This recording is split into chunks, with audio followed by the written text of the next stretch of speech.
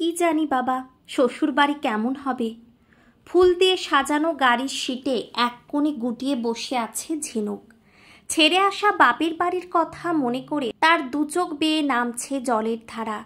এর সাথে মনের গভীরে তাড়া করে ফিরছে এক অজানা ভয়। পাশে বরের সাজে যে লোকটা বসে আছে তার হাবভাবে বোঝাই যাচ্ছে না সে কেমন। দু একবার চোখের দেখায় কি মানুষ চেনা যায়? গাড়িটা ধীরে ধীরে একটা দোতলা বাড়ির সামনে এসে দাঁড়ালো। ছোট ছেলেমেয়েরা চারপাশ থেকে ঘিরে ফেলল গাড়িটাকে। শাঁখ আর উলুধ্বনিতে চারিদিক ভরে উঠল। জল ভরা চোখে ঝিনুক দেখল হাতে মিষ্টির থালা আর জলের গ্লাস নিয়ে গাড়ির দরজায় এসে দাঁড়ালেন স্নিগ্ধ স্নেহময়ী চেহারার এক মহিলা। ও মা, চোখে কেন জল রে মা?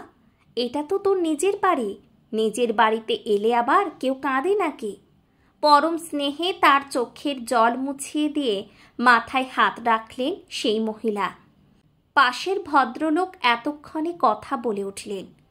দেখো না জেঠাইমা, বাচ্চাদের মতো সেই তখন থেকে কেঁদেই চলেছে। তুই চুপ কর তো, আমার মেয়েকে আমি বুঝিয়ে বলবো। নালিশ করছিস কেন? মিষ্টি খাওয়ানোতে ব্যস্ত জ্যাঠাইমার দ্রুত জবাব। নির্মল হাসিতে ভরে ওঠে ঝিনুকের মুখ। রাতের শেষে ভোর আলোতে যেন তার মনের ভেতরটা ঝলমল করে ওঠে। আর ভয় করছে না। নিশ্চিন্ত মনে গাড়ি থেকে নামে সে।